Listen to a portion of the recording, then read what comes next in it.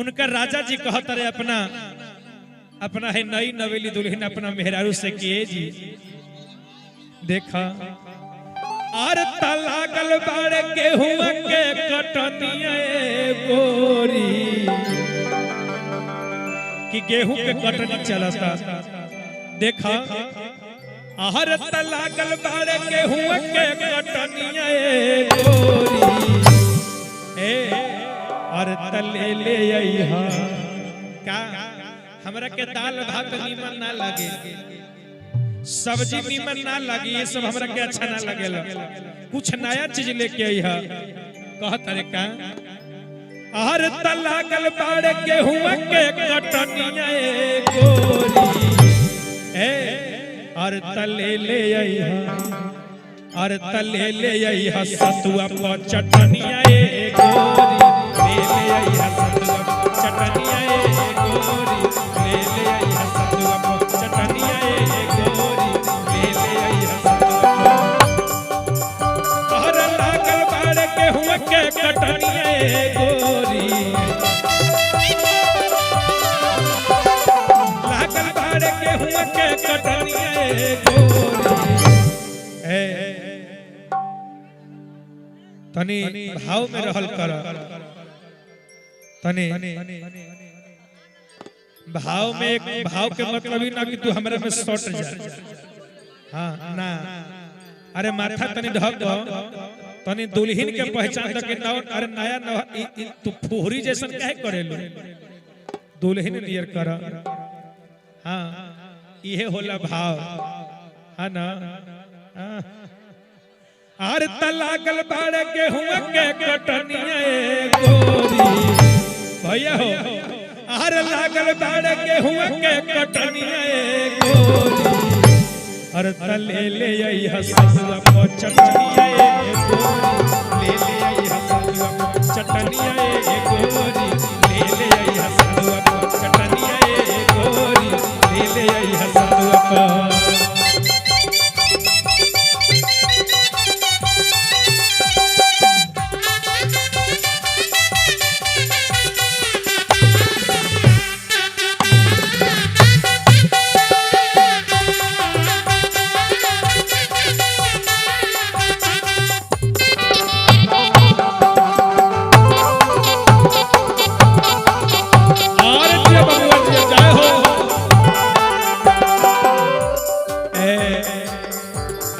ले ले यह सतुआ पर चटनिया गोरी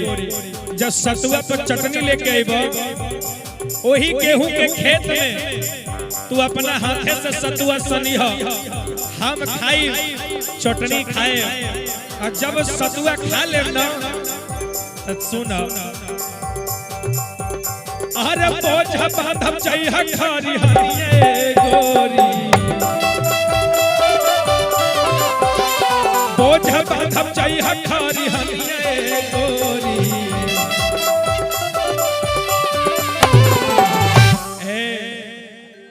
अरे तब बोझ बांधो अरे चाहिए लेके खारी हनिए गोरी काहे तब तहरा के सब केहू कही है कि ना फलनवा के मेहरारू बड़ा नीमन बड़ी हाँ ना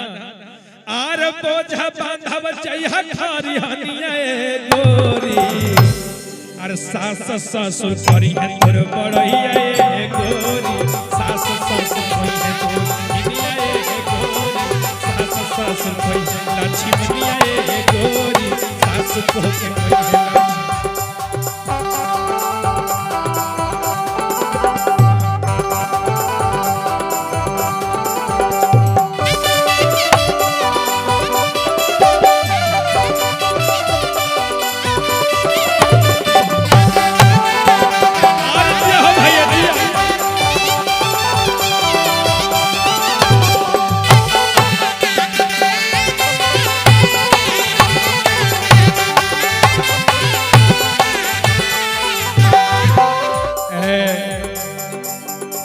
खेत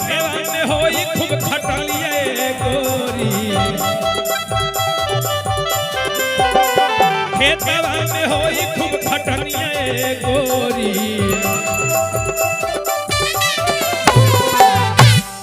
देखो ई चैत के महीना में खेत में खटनी होखेला आ एक खटनी से तू दूर मत भगिह। ई मत कहिह कि आज हमारे माथा में दर्द बा हमरा से ना होई त हमर कमर दर्द करे तो आज हमरा से ना होई है ना। आज हमर देहिए नइखे काम करत। यदि ऐसन बहानाबाजी होई नु त सोच लो आज 10 दिन खटबो न है चैत के महीना त 1 साल बैठ के रोटी बेल बेल के खइबो है ना। तब न पूरी छनाई छनौटा से भाव में हर तक खेतवा में होई है खूब और खटनिया गोरी और तक खेतवा में होई खूब और खटनिया गोरी और तबे न होई रोटी के बेलनिया गोरी तबे न होई रोटी के बेलनिया गोरी तब न होई रोटी के बेलनिया गोरी तब न होई रोटी के बेलनिया गोरी तब न होई रोटी के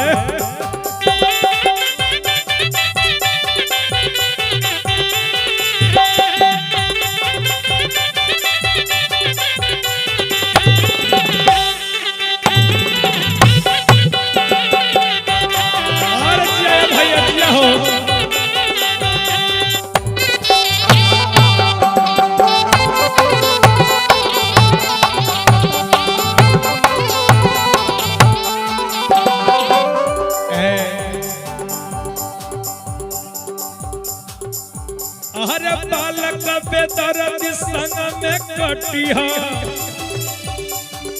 और चनिया गोरी बालक बेदर्द कटी है चनिया गोरी। देखो केहू के बहकावा में मत अइह काहे कि देखो तोरा जोन है पेट बजावत रे मुन्ना जी इनकर नियत ठीक नहीं है। इनकर बहकावा पे मत अइह बुझला ना। ई बार बार तारा के बहकई है लेकिन एकर बहकावा में मत अइह। हां ई चश्मा पहिर के आंख मारे ले जे कि केहू देखे ना है ना। आइने देखो है चंदन बीरू है चक्रधारी ए भैया हर बालक पे दर्द कटी है चनिया गोरी हर बालक पे दर्द कटी है चनिया गोरी हर संग में रही है